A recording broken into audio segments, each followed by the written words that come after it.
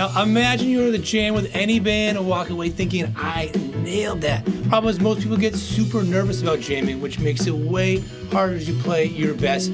But I promise, absolutely anyone can jam, and I'm gonna show you where to start so you can go from this, to this.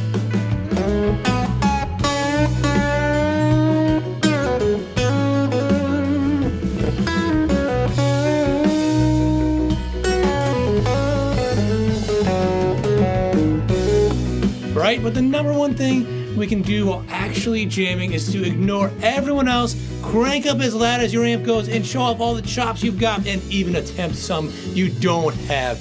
Now, of course, the best thing we can do is just this right here, right? It's just listen to what is going on, and we can just start finding out that groove, right?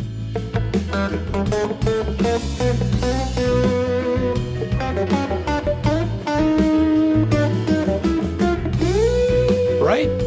Even if you're just playing all the different notes, just find that groove, something that's going on. Listen to the rhythm. Now on the flip side, we can just take one note, right?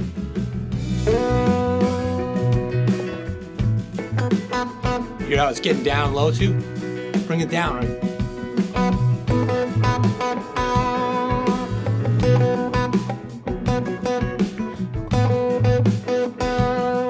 Now, in terms of figuring out what notes to play, first thing you can do is watch people's hands, And if you see, okay.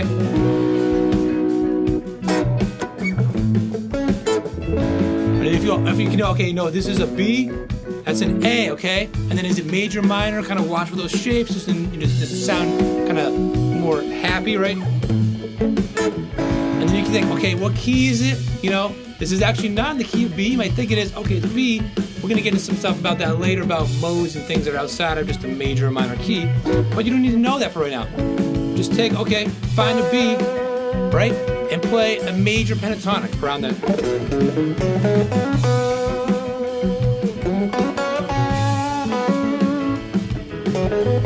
But the problem is a lot of people end up sounding like this, just kind of like scale, like exercise. Like the best thing you can do is whittle it down, get some limitations, just like this. Take like the middle 4 strings. So it's just 4 notes.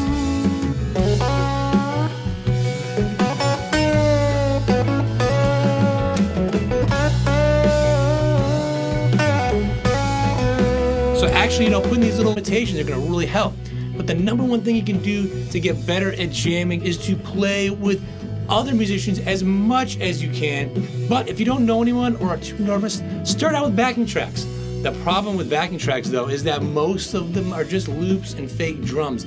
Now, if there are only tracks out there that were made with real musicians that organically jam with each other. Oh wait, I've made over 200 like that. So I put a link in the description of a playlist down below of all my tracks. So check those out, and a great way to get used to jamming.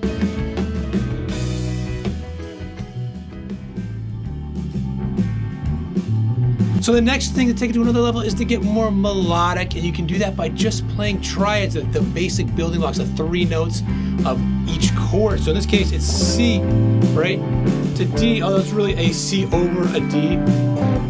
It's kind of the opposite of Fire on the Mountain. We're going a major chord 2 frets apart, but we're going up instead of down to it. And if you can forget that D note, just play with the triad like this. Play in different places, right? Let's say we just keep it easy, stick to right here. Just play with 1 note of it.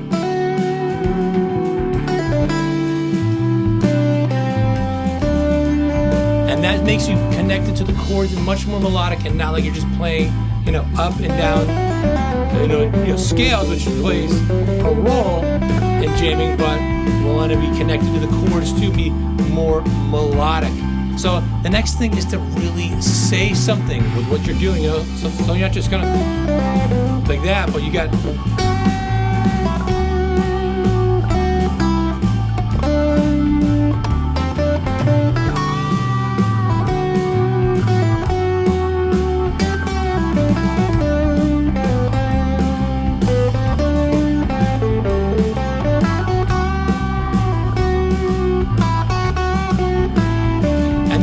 also be interacting with the other musicians. So just listen, the most important thing, you kind of hear, okay, it's pretty repetitive. I hear the drums kind of pitter-pattering, right? And we're gonna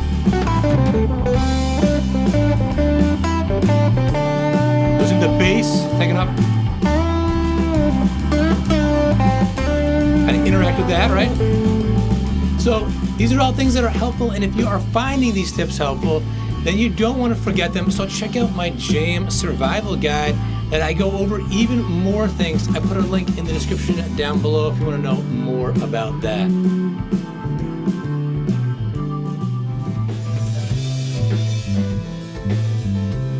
So now for some more advanced stuff, figuring out what mode it is in.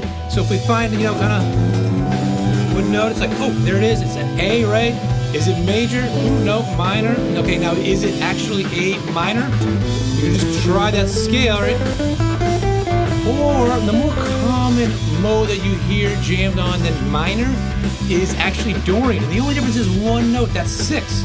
Flat 6 for minor, raise 6 for Dorian. And just try it. Listen. It's a little gray, almost could work both ways, but here in context, I think it's that Dorian, right? And that's how you can kind of figure out that mode. Zeroing that one note that's different. And also don't worry about notes in modes. You can just throw chromatics. Just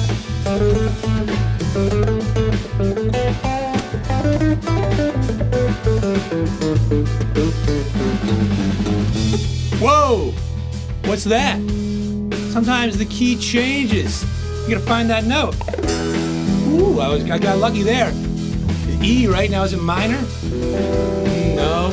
Major, yeah. It's got a little edge though. Oh, is it an E7? So now you could think, oh, it's a Mixolydian mode. That's something that matches up there, It's like, is it this? But that doesn't sound quite right. It sounds like it's got more edge, Like a bluesy edge. So even though it's a dominant 7 chord, that blues scale sounds like it works a lot better, right?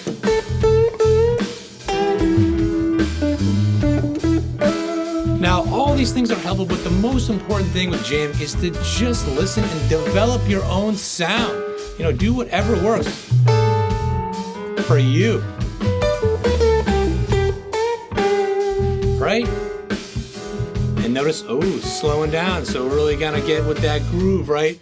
Now, everything I've talked about here are things that have helped me when improvising with others, but just as important as knowing about knowing mistakes to avoid. So check out this video here where I show you some mistakes of what they are and how you can avoid them so you don't make them yourself.